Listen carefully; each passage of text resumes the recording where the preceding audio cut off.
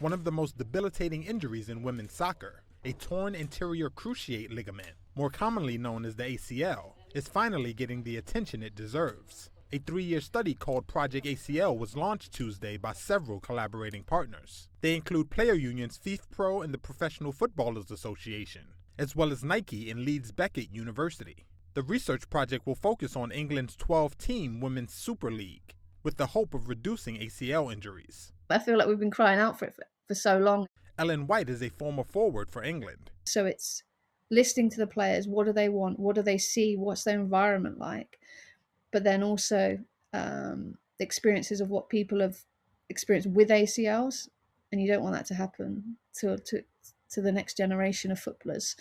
So I think this research is great. Project ACL will review existing research and injury reduction programs, study teams' resources and access to facilities, and track in real-time factors such as players' workload and travel.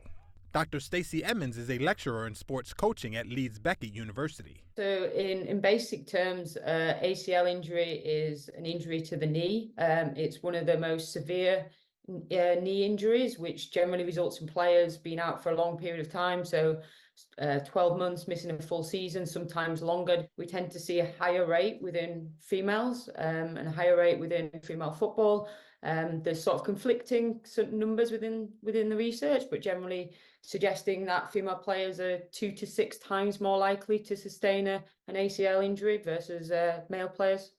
Numerous high-profile players have made headlines for recent ACL tears, including Australia and Chelsea striker Sam Kerr, who tore hers in January. Dr. Alex Colvin of FIFPro says it's not that there's been a huge explosion of cases, but that research into the injury has not kept pace with the growing popularity of the women's game, which has meant greater workloads and crowded schedules for players. If we can shift the narrative away from these very singular understandings of ACL injuries, provide players with evidence-based, robust information that moves them away from nitpicking around different factors that may or may not influence them, like the menstrual cycle, and give them actually concrete evidence, and also provide clubs, federations, leagues with an understanding of these holistic risk factors and also solutions to mitigate the risk factors.